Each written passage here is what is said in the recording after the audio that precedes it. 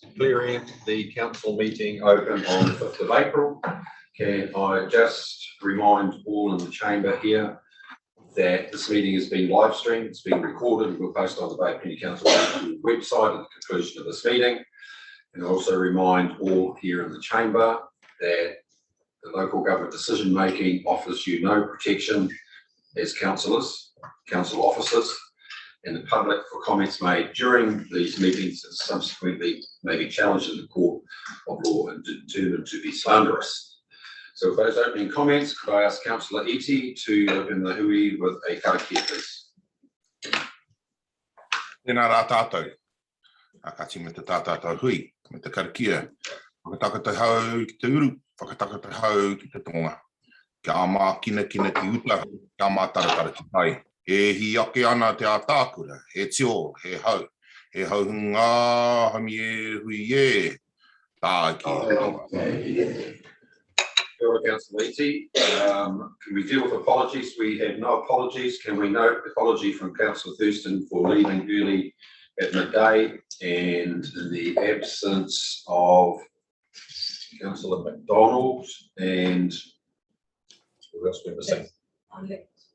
We'll just note apologies for lateness. Okay, there is no public.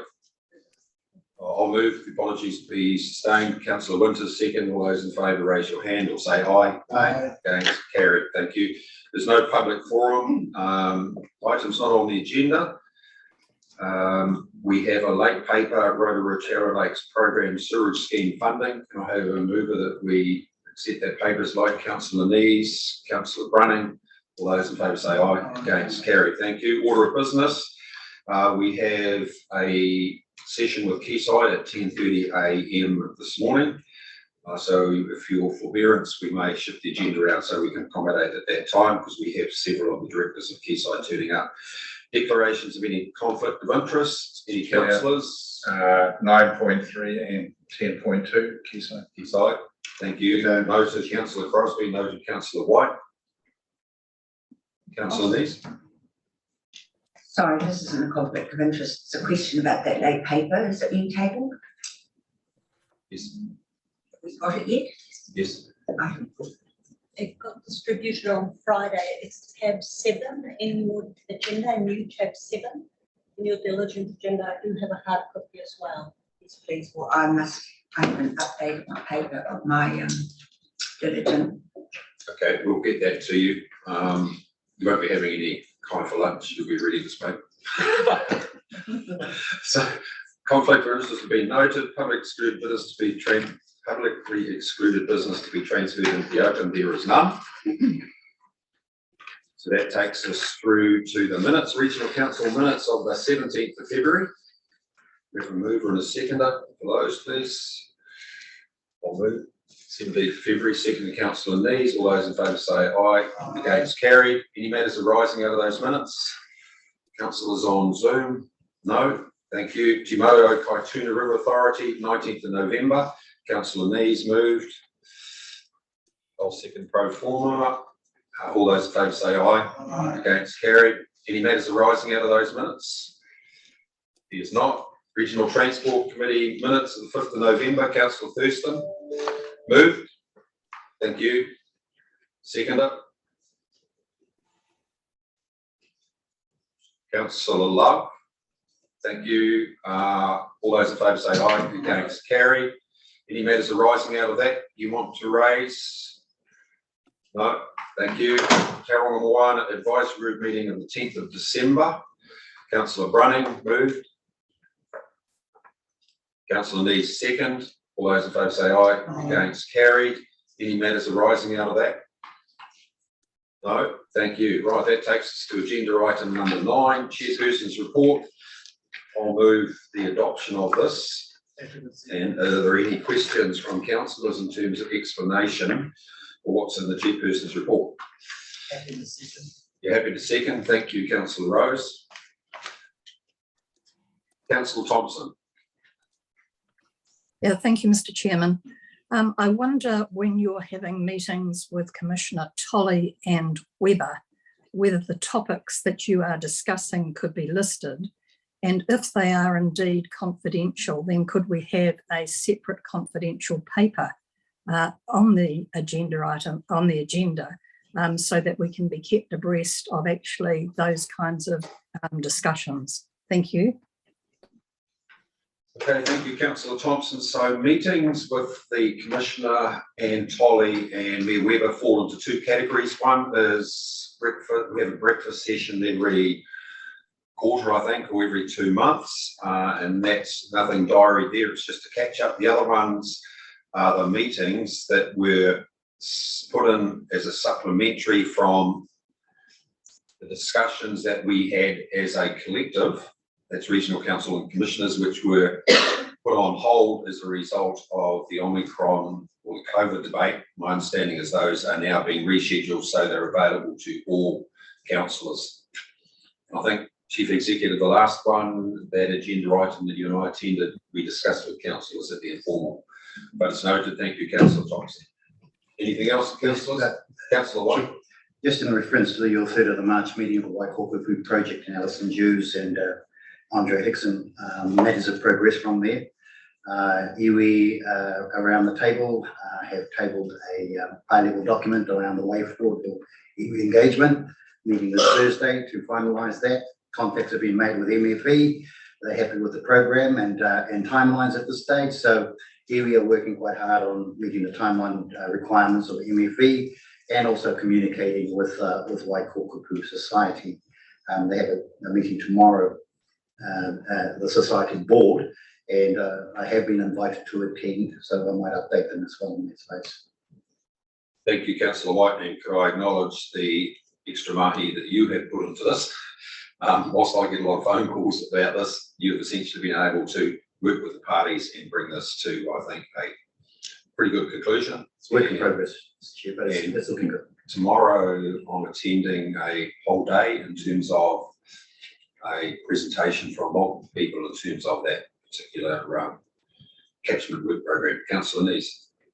I was just going to say the same thing, Mr. Chair, that I'm attending. It might be a worthwhile thing for people to do if they want to see how catchment group is, or land management. A group of farmers is getting together to run a whole catchment program. Thank you. Anything else, councillors? If not, we will move on. Next agenda item is 9.2, the Arataki report from July to December. We have previously had some discussion about this in the last 2 weeks, so welcome Tobias, Siobhan, Iliana. You want to take a seat up the front here? And Mark, or are you going to do it from the back?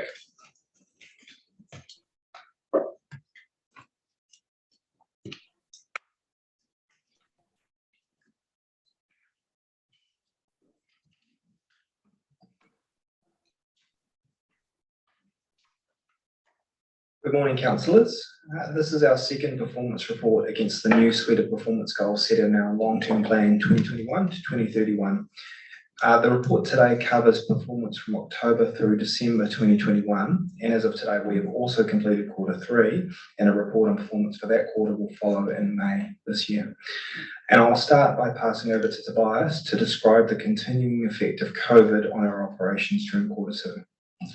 So through Q2, Regional Council has focused on continuing to deliver the tools and technology, as well as providing information and communication to staff so that they can continue to do their jobs while staying safe. This in turn has enabled business continuity, which ensures that we can deliver our services to the community. There's a detailed breakdown of actions that have been undertaken primarily by the health and safety team on page 6 of the Arataki to reduce the impact of COVID on the organization.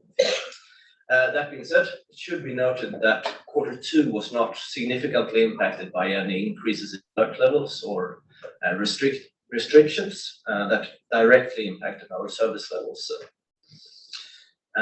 With a lot of focus, understandably, having been on COVID in the last few Arataki reports, we'd still like to take this opportunity to focus on the other health and safety and people and culture reporting that is provided through the Arataki report.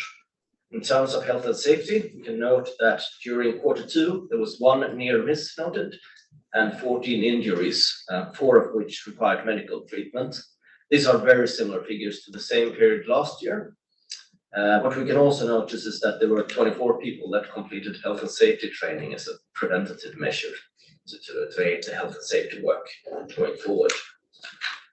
Moving on to people and culture, the employee headcount at the end of the quarter in terms of permanent and fixed term employees was 488, 58% of whom were female.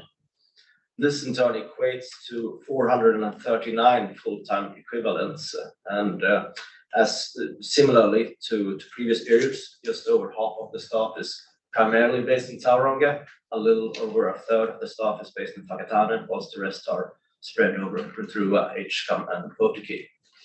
Finally, in terms of staff, we can note that the staff turnover at December, so the end of the quarter, was 9.1%, which is very consistent to the same period last year. I will now hand over back to Siobhan to discuss some of the performance highlights during the quarter. Thank you, Tobias. So during Q2, our regional park visitors were 6th higher than the same period last year, with November in particular seeing higher numbers as people enjoyed the good weather. During this quarter, we commenced our bathing sites monitoring program, which involves 84 sites being monitored weekly. And during Q2, we sampled all sites the required number of times. Despite higher workloads, during the quarter, our resource consents timeliness and customer satisfaction exceeded the performance targets set for them. And our maritime unit, during a very busy period, maintained a high quality of navigation aids, availability of vessels across all of the key water areas in the region, and responded to all potential oil spills within timeframe. Bus patronage improved by 8% on Q1, but remained down on the same period last year. In terms of community participation and volunteers, there were 4 environmental enhancement projects that completed in Q2 that covered trapping, weed control, and track improvement, all achieved their goals. And our civil defence and emergency training capability improved, with 40 staff having both trained and completed a civil defence and emergency management activity during the past 6 months. If there are no questions on the non-financial performance, I'll pass over to Miriana and Kumaran to provide insight into the financial situation. Okay. Councillors, any questions to Siobhan on the non-financial performance? I'll lead out. Your 8% increase in bus patronage, is that fare paying customers or not? Does it include all the free fares as well, students, I think it will be total patronage if it's an Arataki, that's the measure. So, total patronage. So may well be students riding the buses as well. Yes. Free. The way it's measured for the RTP measure is all trips on public transport. So that's the 8% improvement. Okay. Councillor Thompson. Yes, thank you, Mr. Chairman. 2 questions. Firstly, in terms of the Environmental Enhancement Fund, how many Tauranga-based projects were funded through this?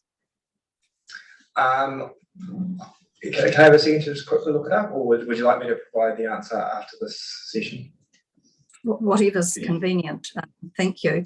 Yeah, And same, I'll provide the answer after the session. Thank you. and the same Okay. question for the Community Facilities Funds. And a question to you, Chief Executive.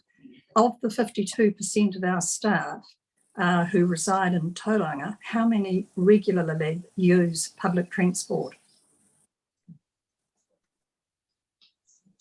Morning, councillors. It's a very good question. Thank you, Councillor Thompson. We have a travel plan here and that we encourage all staff to use public transport. One of the key things that we do when staff arrive here is we give them a B card and we make it as easy as possible for staff to use public transport. I can give you the exact figures because we monitor our staff and encourage them. We also have asked staff where they can to share transport.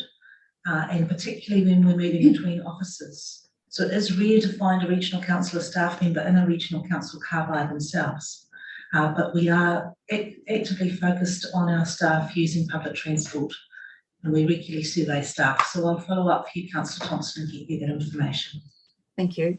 But as well as that, Councillor Thompson, you've got the cyclists, you've got the motorcyclists as well, and you've obviously got the walkers. So it's not just public transport. Staff utilise it. Councillor Rose. Yeah, thank you, Mr. Chair. Following on from your comment before, is there any way in the future that we could get a more detailed number in and around how many students are taking the bus, whereas how many full paying are taking the bus, just so we understand actually how many people are paying to use the bus and how many aren't? Yes, we can add that detail into future reporting for Taki. Simply no. Chief Executive. And through you, Chair, that detail is given to the Public Transport Committee. So this is an overarching report on performance, but there is the detailed reporting to the Public Transport Committee. Councillor White. Yeah, for you, Mr. Chair, our rolling staff turnover is looks like it's stable relative to previous years. Do we conduct exit, because there's lots of competition out there for talent at the moment. Is there any sort of exit interviews, or do we understand the reasons why people are rolling out of the institution? I'll just pass over to my boss. Thank you. Through you, Chair, and so yes, everybody who exits the organisation has. So yes, everybody who exits the organisation has an exit interview, and we analyse those on a regular basis to inform any adaptations that we need to have and retain our staff. What are your findings? Pardon? What are your findings around people leaving? Yeah, so generally we find that people really appreciate the leadership within council, and that's something that we tend to get really positive praise on. Typically people are moving because they are taking promotions and taking roles that broaden their skill sets. Chief Executive. And just also for you to note that when I ask other CEOs in terms of their turnover rates, they are significantly higher. So at the moment in local government, it's more like 20% is the turnover rate for councils. So we're very pleased with our turnover rate here in terms of the staff that are here because of the leadership of the council and the culture of the organisation. Thank you, Chief Executive. And just a comment to Councillor Londadelson as Chair of the Public Transport Committee. I know this information that we're getting is valuable, but I think from time to time we just have to appreciate how you can skew data to meet a particular outcome. So, and it's very hard to get what I'm about to say, but in terms of free student transport on buses, there will inevitably be a displacement from those who used to cycle or those who used to walk. And both those modes of transport, I think from a health perspective, are advantageous. And I don't know how you get those sort of added data, Councillor Von Duddleson, but I think it's something we should be aware of. Yes, I would totally agree with you.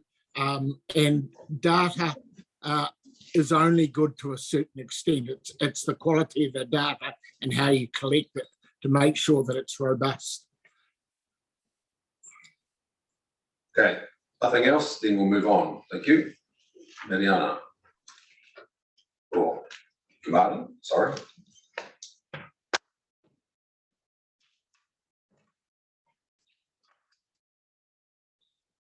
Morning, councillors.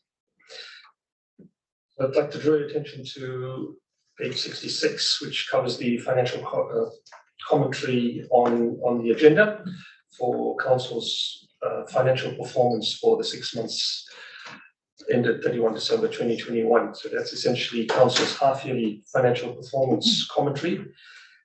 In essence, the headline performance is indicating that council is forecasting operating revenue to be $5 million lower than what was originally budgeted, and operating expenditure forecast to be 3.5 million lower than what was originally budgeted.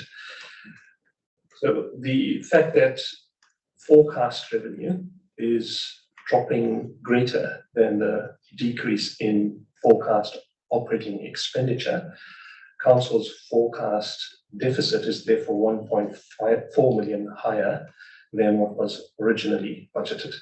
So essentially you're looking at a drop in revenue, a forecast underspend, and that difference is resulting in a higher forecast deficit at the end of the year. The major variances arising mainly from public transport and biosecurity as the key activities with the major variances contributing to that forecast difference from budget. capital expenditure is forecast to be at 26.9 million at the end of the year, which is 7.4 million lower than budget. This is primarily due to revised timing on flood protection and resilience projects and the Papamoa Regional Parks upgrade earthwork delays. In terms of capital revenue, Council is forecasting capital revenue of 4.7 million at the end of the year, which is 2.9 million lower than budget, and that's mainly due to the timing of claims for central government funding. Pages 90 to 92 of the agenda essentially covers off the key variances for each of those categories that I've just covered in relation to the financial performance for the 6 months. Also included in the report on page 68 is the carry forward of capital projects from this financial year for Council to consider to be included in the draft annual plan for next financial year. And the capital carry forward quantum there is 15.5 million. I'll take the rest of the report detailed as read and open to questions councillors may have on the content on the financial performance. Thank you, Kamaran. Councillor Crosby, then Councillor Love. Yeah, thank you for that. You may not be able to answer this in this part of the meeting, but we're doing about $70 million of refinancing. Weighted cost average today has been just under 2%. What are you looking at moving forward for those new tranches, and what will be the impact on the organisation as a whole? That's one question. The other thing is an observation. I think we were wise in borrowing 2 years ahead for 2 years of capex in terms of what's now playing out in terms of cost of capital. And to supplement that, would you comment on whether you're going to take a fixed position or a floating position on that revenue, $70 million, which is going to occur in April, all things being equal? So through the chair, in the LTP, our forecast interest rates were based on the economic advice at the time. As CPI and OCR have increased, the interest rates on any new borrowing have moved up, and we're monitoring that position each time. Our current forecasts have the weighted average cost of borrowing increasing over the next few years from approximately 2% to approximately 2.5 to 2.7%, based on the current forecast from the RBNZ on OCR. But Mark, that's the weighted average cost. Weighted average cost, yes. What is your view on the 70 million to be executed in April? So the current view on the 70 million, April, is our advice from Bancorp, is to take it out on a fixed term, fixed rate for 7 to 9 years. We do update that advice before the transaction to make sure it's most reflective. The current rates from Lgfa are approximately just over 4% on those terms. The important distinction we need to make close to the time is where's our forecast track and how much of a premium do we pay for a longer term versus a shorter term. Thank you. It's a long period, 7 to 9. Yes, it is, and that's why we will seek that independent advice on the most recent information before we make the transaction. Thank you, Councillor Love. Oh, sorry, Councillor. So that's essentially a doubling of finance rates. And you're building that into obviously the annual plan now, our next LTP. And what are the consequences of that in terms of capital works program? Are you going to consider basically doubling a cost of capital, or just plow on ahead? So thank you for that question. We have a few different options there, and they need to be rolled out in different ways. So as the cost of capital increases, we have options about whether we borrow or use our reserve funds. And up till recently, it has been cheaper to borrow than to use our reserve funds, and hence that pre-funding 2 years in advance was beneficial. The situation is switching that it will rapidly move to where it doesn't look to have an immediate financial advantage to take out new borrowing in the short term. So we're at that cusp right now about making the switch from borrowing being cheaper to using reserves being cheaper. The implications on our capital program, as always, the costs and benefits of any program are a matter for councillors to decide. As we weigh out the capital program through each LTP and each annual plan, we provide the updated estimates of the borrowing or cost of capital on those, and ultimately it's for councillors to decide whether the increased cost of capital results in the capital program still being desirable. In some cases, like flood protection, there's a very strong benefit cost for the wider region. Councillor Love. Thank you, Mr. Chairman. Now, the financial brief we had last week was quite encompassing. It's still not quite as good as I would like it to be, but certainly we are really moving in the right direction with it, and that is mirrored in the Arataki. So first and foremost, I'd like to thank the staff for all the work you're putting into A, producing the report, and B, seeing how we can make improvements. As I said, I'm never satisfied because we've got to provide the best figures we can, because it is the councillors in their governance role who are responsible for the expenditure itself. And therefore, I'm going to be continually working through the CFO to make sure that we get the best possible reports we can for the councillors in their decision making. Having said that, I'm quite happy to move at the appropriate time the items at paragraphs 1 to 4, recommendations of paragraph 1 to 4 on the agenda. Thank you, Councillor Love. Councillor Nees. Thank you, Mr. Chair. Mark's already skirted around the question that I was going to ask, but I think it deserves a fuller answer, because my question is the additional $70 million borrowing the right thing to do right now? So this is my perspective. We've got pre-borrowing for some works that haven't been done and may not be done, and we've got $15 million worth of carry forwards coming through.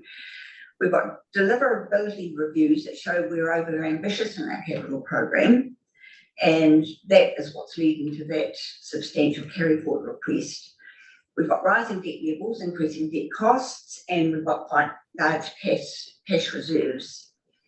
At the Kaituna Catchment Control meeting yesterday, it was flagged with the scheme that they might be wiser not to take new debt and use their reserves, which is just what you alluded to. And they said that there would be a paper coming back to them at their next meeting to consider this.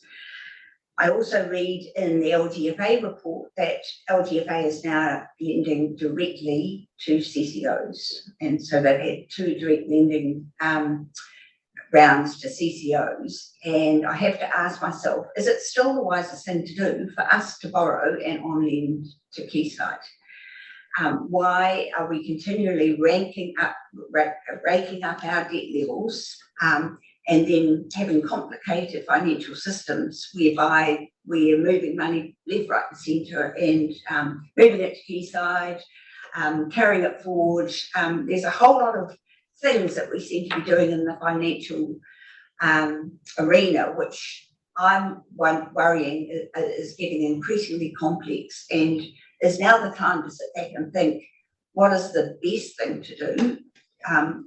Should we always be continuing to do what we have been doing, which is, I think, is continually increasing our borrowings, having more and more complex financial arrangements when the market's turned, and we are obviously unable to deliver on the capital program that we've got ahead of us. So I don't know whether you can make sense of that and give me a sensible answer, but it's about, should we be approving the 70 million now?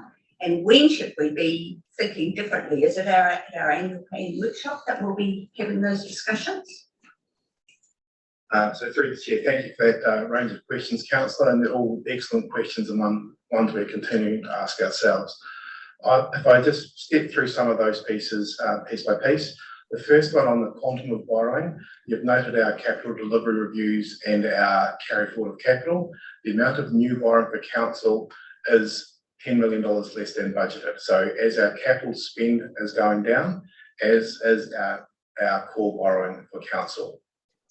The borrowing arrangements for Quayside, that is something we have put on the request list for Lgfa. They wanted to get through a couple of first direct borrowing arrangements with Ccos before they got to us. There were some other ones that they needed to go through first, and we've indicated that yes, we want to be a fast follower on that review, and that's something we've raised with Scott. Whether it's the correct option to borrow and on lend or to lend direct for Quayside, we are completely open to taking the best advice, but we're asking both of those parties to look at that.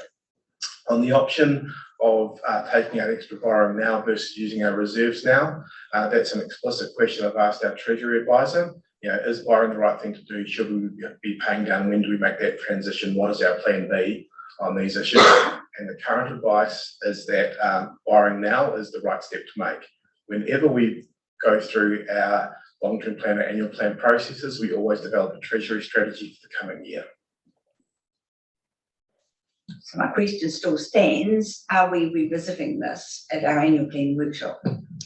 So Councillor Nees, it's a very good question. And I think it falls into two areas. So first is the operational efficiency of how we borrow money. The second is, as you know, with the CCO, which we discussed most recently, is where do the assets and liabilities ultimately sit? And they sit here at the council. My question that I think you want somewhat answered is the utilisation of reserves falls into two categories. Firstly, utilising those reserves for activities that may sit outside a reserve account, in which you would have to have a margin above whatever the cost of borrowing is to be able to satisfy and make it transparent in terms of utilising those reserves for other things, as opposed to using the reserves, as Councillor Nees said, for particular reserve-specific activities, as opposed to borrowing. But I think, Shauna, I'll ask the Chief Executive, I think we do need to look at those things, operational versus ultimately the consolidation.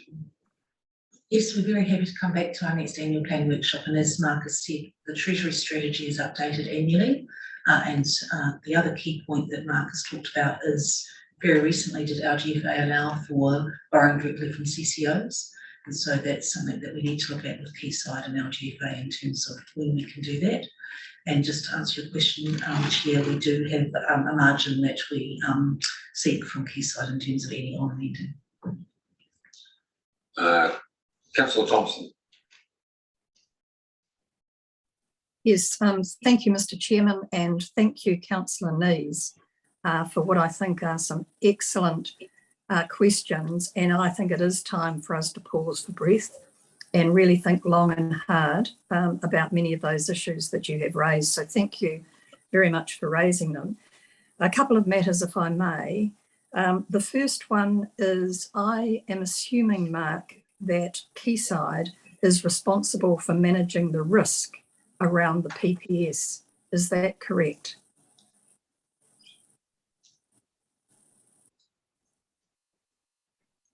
Yes.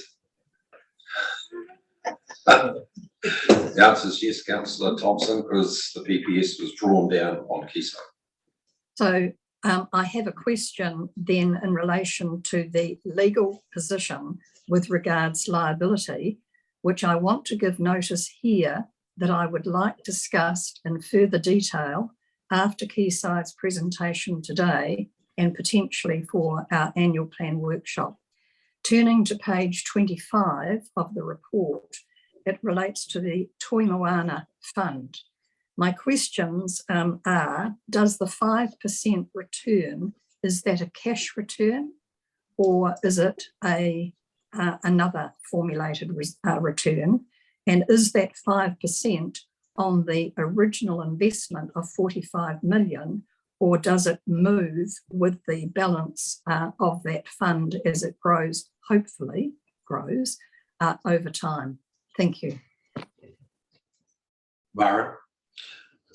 So I can answer that, Councillor. So essentially that is a cash return, and the 5% will be based on the moving balance of that investment over time.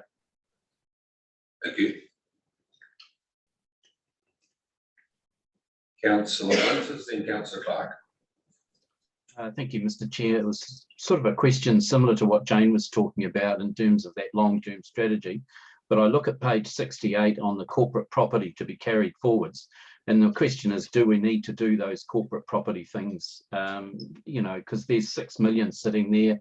And I just wanted to know the detail of the Whakatane land purchase because I didn't realise we were looking to buy in Whakatane. Or is that for rivers and drainage? Over. Through Mr. Chairman, I can answer the quick one on the Whakatane land. That's the land that our building sits on in Whakatane. So we're still in negotiation with Whakatane District Council for the purchase of the land that our building sits on in Whakatane.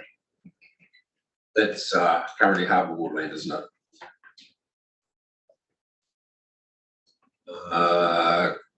Councillor Clark. Yeah, thanks around Councillor Winter's question. When I joined this forum, the Whakatane land was valued at 2 million. Now suddenly it's valued at 3 million. I've been here for 5 years, so that's not a bad annual return for the WDC or the Whakatane Harbour Board, but that's a question aside. My question is really around our financial predictability when we're looking at government predictions or predictions out there of 8% inflation, and I relate that back to a certain extent to the Toi Moana Fund with an expected return of 5%. We have an inflationary environment predicted to be 8%. So does that mean if we get 5%, we've only lost 3% of our money through inflation? I think that's a valid question in there. And also financial planning going forward, say on a prediction of say 8%, that's based on a number of factors that may or may not impact on our planning. So what factors how do we predict our own inflationary aspect going forward for the next 12 months?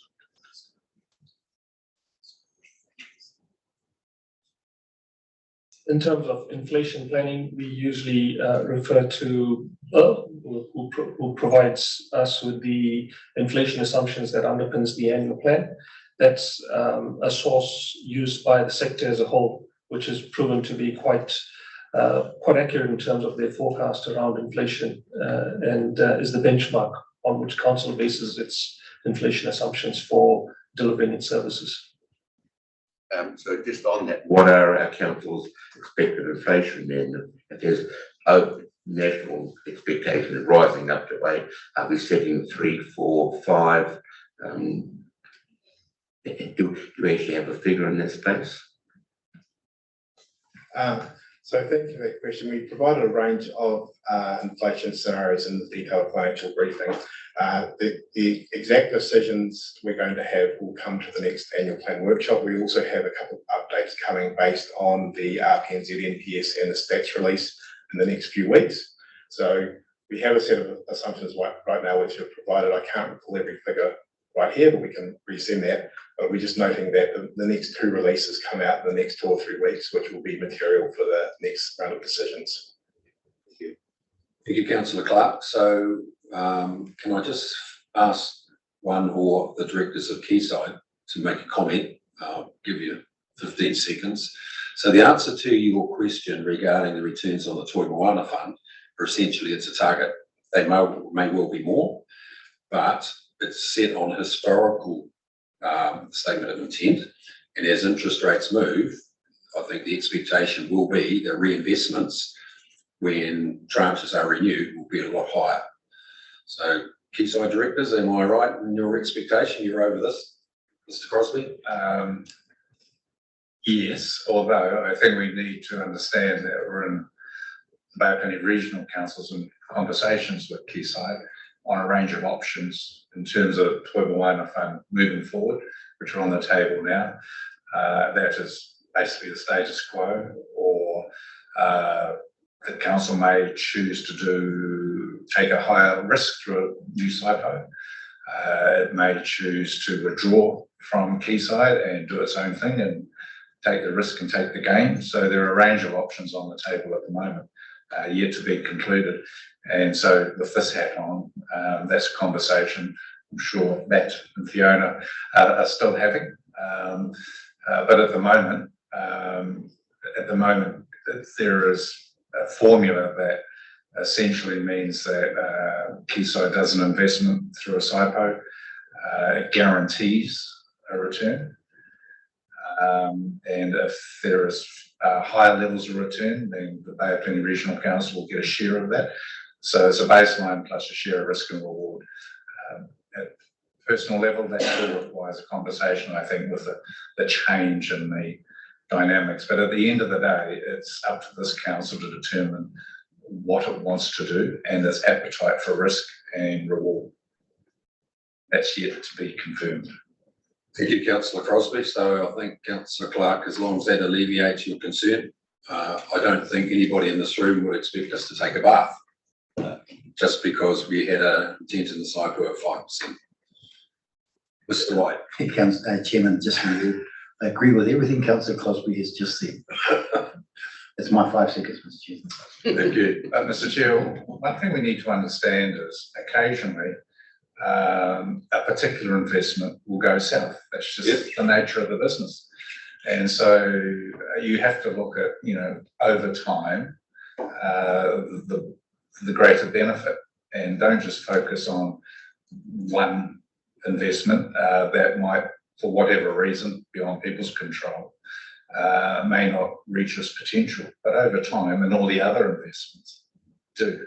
And I think you'll hear the chair talk about that in his presentation shortly. Thank you, Councillor Crosby, and for those past directors of Ccos, as you well know, Solid Energy, I think it was, is an investment we took a bath on. I think we recovered most of it, didn't we, Mr. Taylor? But it took a long time. So that's the environment when, as Councillor Crosby said, it's all about risk management and what your appetite for risk is relative to returns. But as you know, Sir Rob McLeod will be here, some of the directors of Quayside, in 20 minutes. So it might be a worthwhile debate with him. Councillor White. Yeah, just to update everybody, I'm sure councillors know we've spent a full day yesterday on strategies for Quayside moving forward. So a number of these particular issues will no doubt daylight. But the settings, the environmental settings, are quite significantly different to what they were once.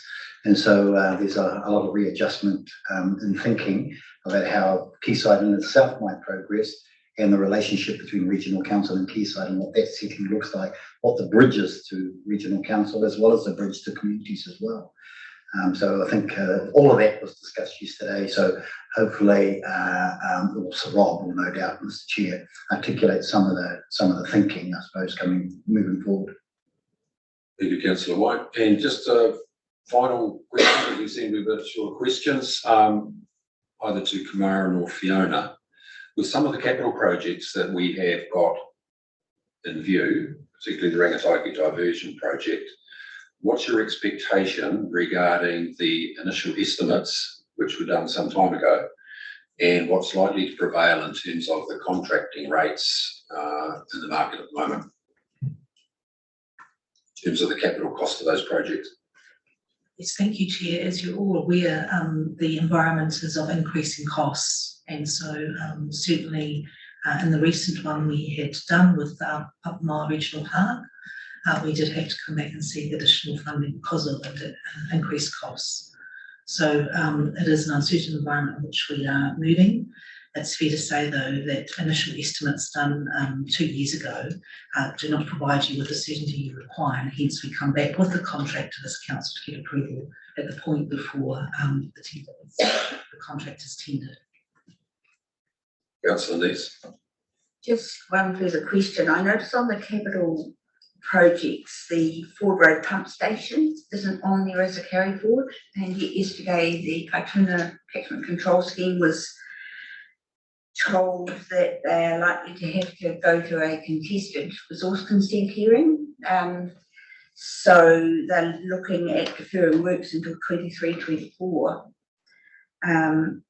and indicated that the funding would also have to be pushed out, which of course caused consternation, because as you'll recall, there has been quite a bit of deferral of that project, and the costs have grown, and they actually applied to us in our last annual plan, asking for us to change the 80-20 targeted rate to address that increase in costs that that project was forecast to undertake. So could staff please just check that there isn't an additional carry forward within that activity that needs to be included?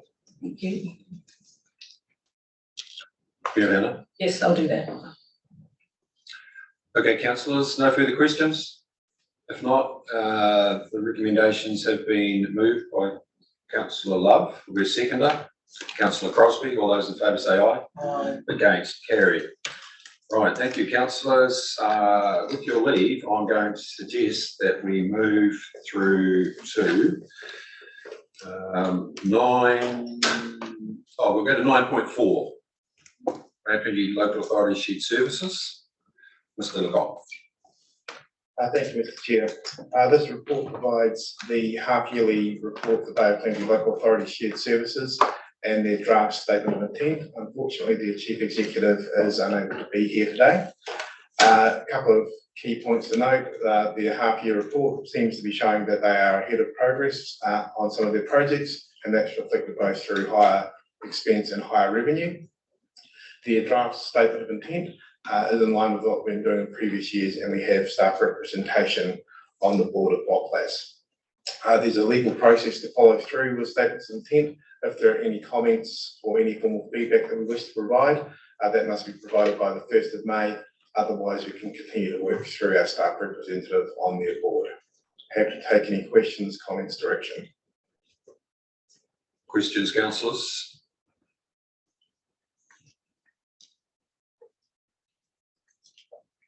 Councillor Nees. Thank you. Has consideration been given into the implications for BOPLAS with our possible movement into a regional sector CCO?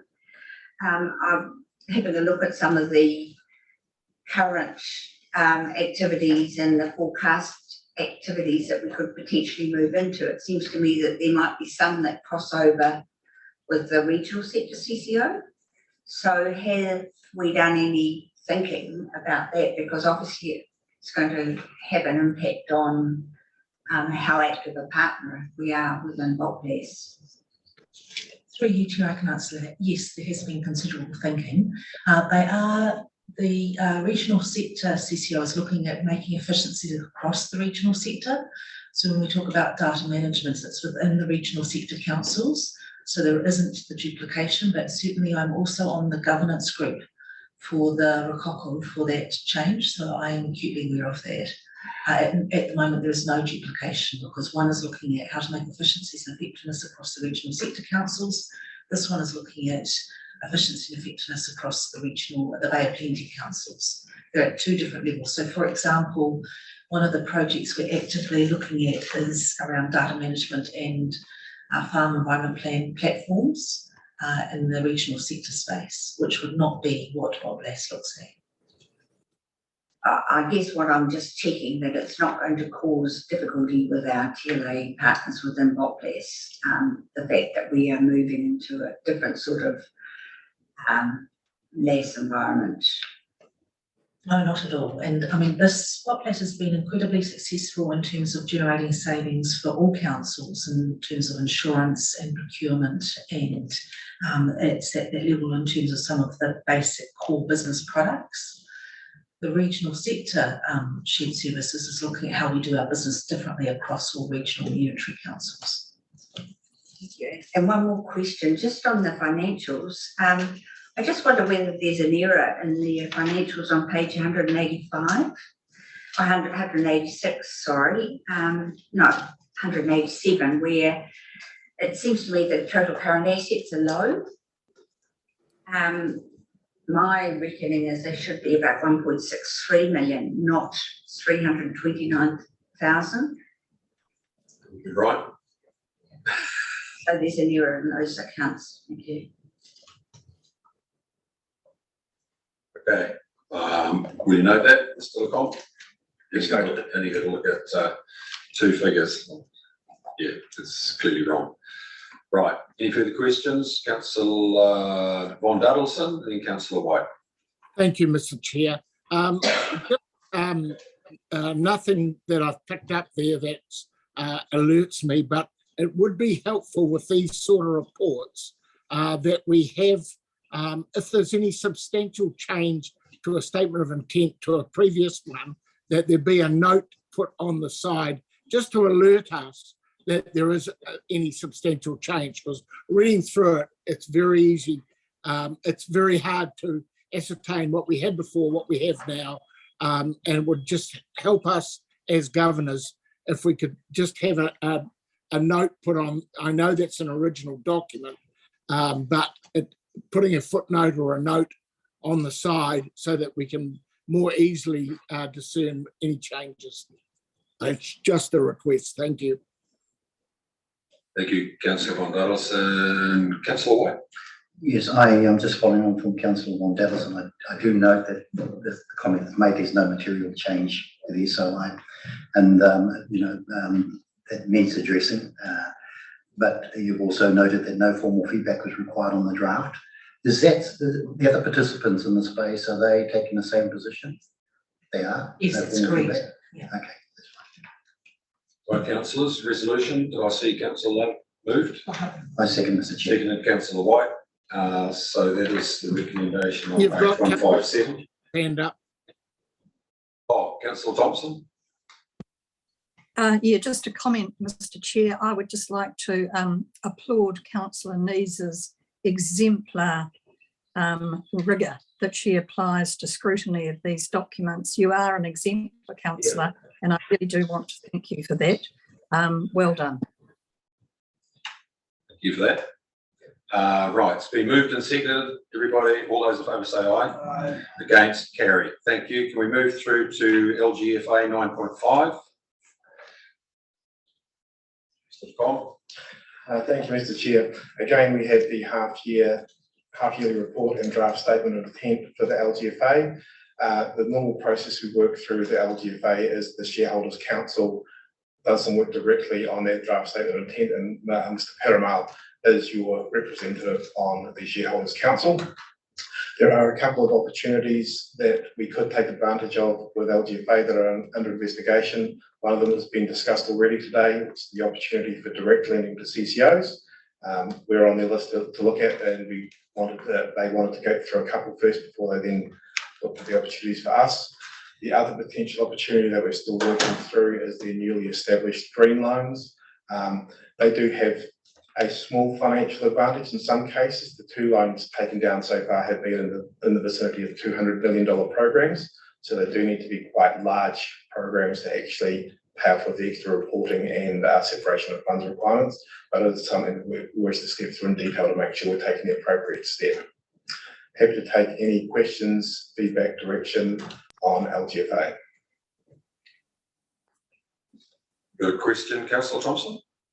Yes, I have, through you, Chair. Okay. It relates to the comments around the 4 to 5 billion borrowings currently to local authorities in terms of Three Waters, and the assumption that has been made by both councils and the LGFA that the Three Waters reform will not in fact be happening.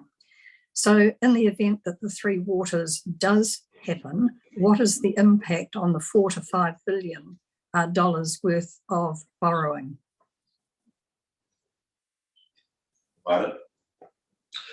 So essentially, the company foresees that if Three Waters were to go ahead and debt was to be repaid, the company's balance sheet debt would reduce to $12 billion worth of debt as an estimate, and the net operating income would be $12 million per annum. And in the company's view, that is still not an operational challenge for them to continue providing their core business of providing interest savings and lending to the sector. Thank you. And if I might, with your indulgence, Chair, just ask the question about the Minister of Local Government's announcement around the first tranche of the $2.5 billion funding. Have I got that right, that in fact councils have now been invited to submit applications to that $2.5 billion fund for projects that they might want to proceed with in lieu of losing the Three Waters functions off their balance sheets? I don't know who might be able to answer that, but I'd be grateful to understand whether that is in fact the case. Then we'll go to Councillor Crosby, Councillor Thompson. Or President Crosby, I should say, in the super. Thank you, Councillor Thompson. Not quite the case. The Better Off funding has a total of $2 billion.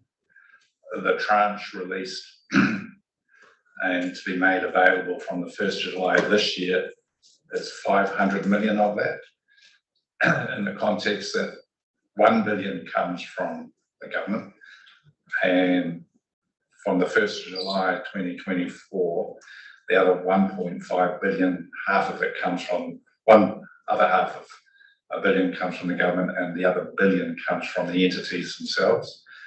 It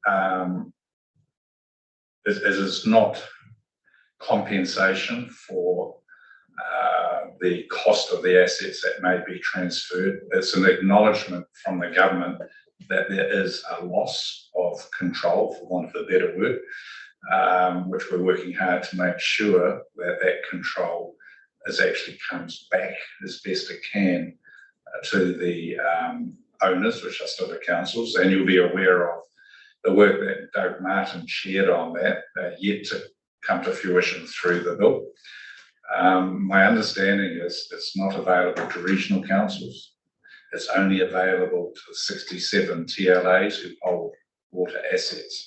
And it's done on a pro rata basis based on the formula of population, deprivation, and land mass, I think, were the 3 criteria from memory. So that's where it's at the moment. Hope that assists, Councillor Thompson. Councillor Nees. Thank you. Has there been any discussion around the Lgfa board table about the ability for the Three Waters entity to enter into borrowing arrangements with Lgfa? That certainly has been considered, and conversations are currently underway between the Lgfa and central government. But that's just an option that's being explored, but it certainly has been discussed. Okay, I'll move the recommendation on page 188, seconded Councillor Rose. All those in favour say aye. Aye. Against, carried. Thank you. 9.6, order of candidate names on voting papers. Happy to move with option. Just give, thank you for moving that. We've got Ms. Tatton with us, I saw earlier. 242. Yvonne. Kia ora. Okay, councillors, you'll see that it's time to determine how you wish for candidates' names to appear on the voting papers. In your paper, we've described the 3 different options that you have. The first being alphabetical, which means that every voting paper is the same, with candidate's surname listed alphabetically. The second option is pseudo-random. Pseudo-random means that the candidates' surnames are selected randomly with each voting paper appearing the same. So random selection, but every voting paper has the same random selection. And the third option is random, where the candidates' surnames are randomly selected, just as the last option, but each voting paper has its own individual random selection. The previous council, we've traditionally gone, have supported random selection for individual voting papers. So that is the decision for you today.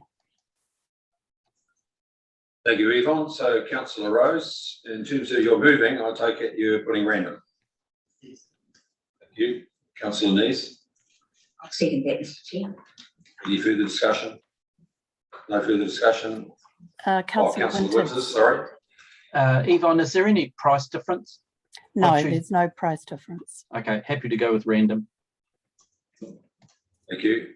Councillor Crosby. I'm happy with the recommendation as standard form, but I note in the Tauranga constituency, there is no election for the Tauranga City Council.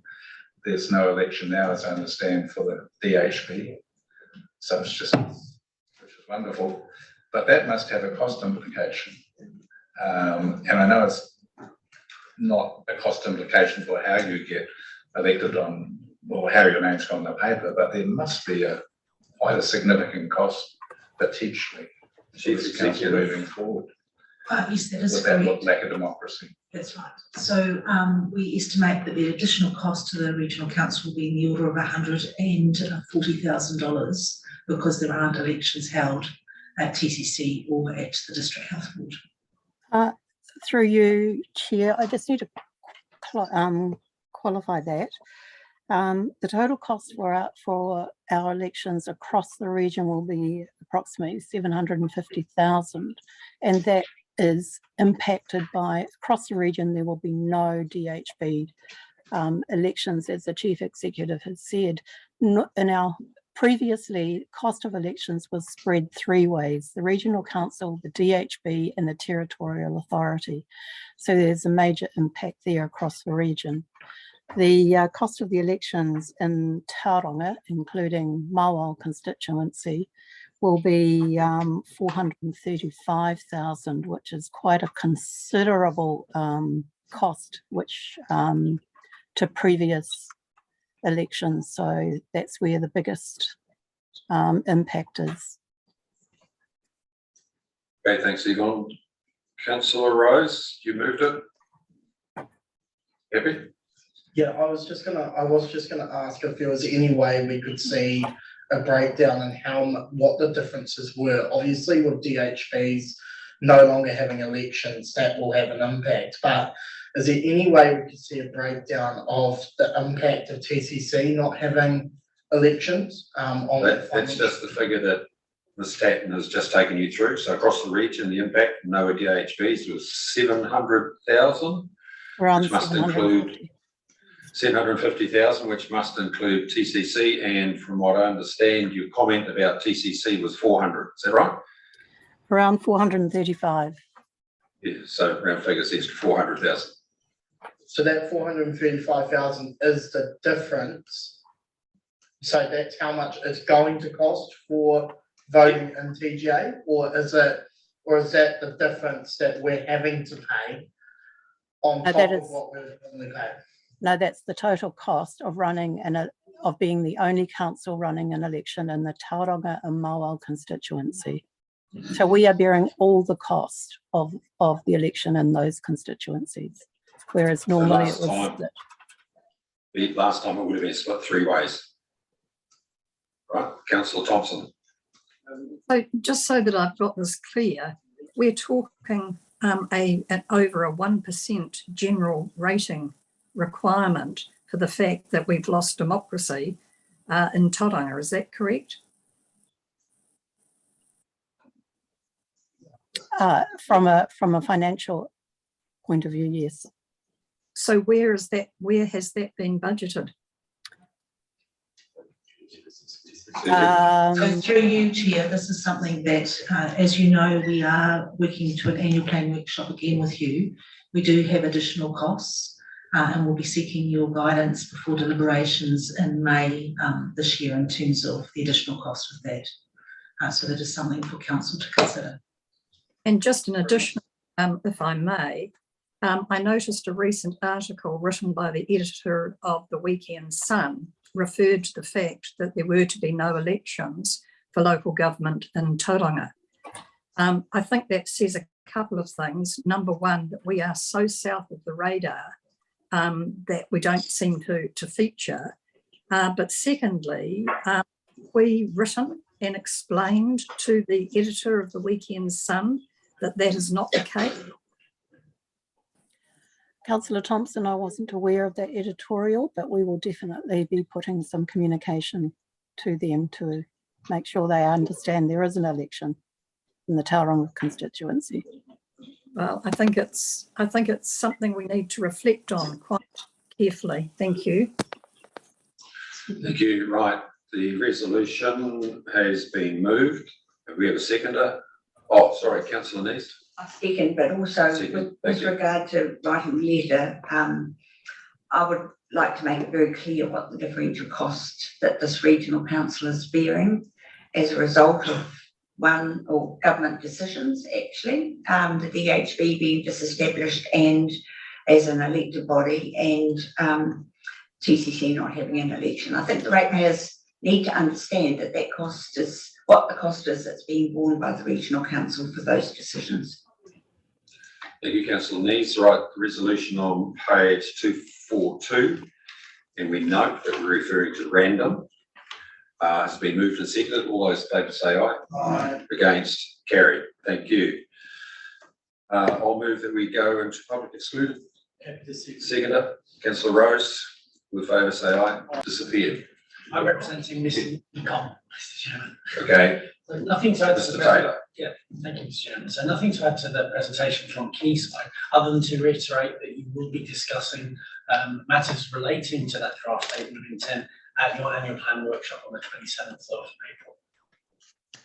Okay, Councillor Neves, is there any issues that you want scoped, information as a result to bring back to the annual plan workshop? So I know you've been through this. No, I was relatively comfortable with the Quayside SOI, other than, as I mentioned, the structural matters, which seem to be a bit different. No, I'm happy to take it. But the other issue that I would like us to discuss is, as mentioned previously, was about our debt and when it's appropriate to stop our current process of on lending through to Quayside and perhaps consider some less complicated mechanisms and perhaps using our reserves a little bit more in this high inflation, high increasing debt cost environment.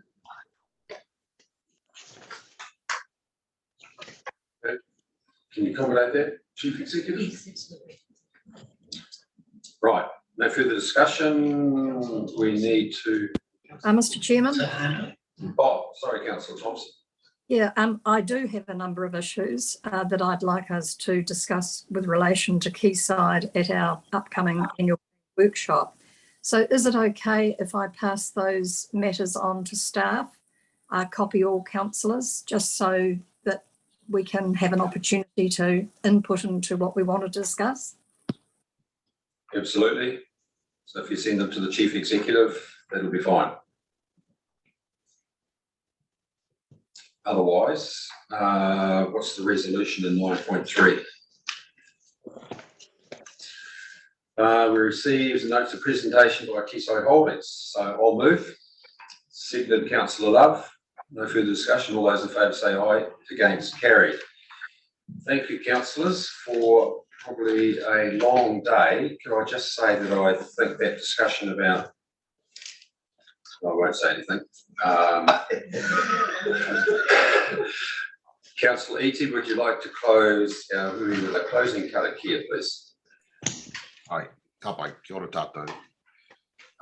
Te whakatanga e, te whakatanga e, tēnei te kaupapa e, tēnei te wānanga kai e, whakeiri e te tapu, whakawāte ai te ara, whakataha ai, turiki whakataha ai, haumi e hui e, tāki. Well done. Thank you, everybody. Sorry it's been a relatively long day, but I think it's been worthwhile. Thank you. Mr. Chairman.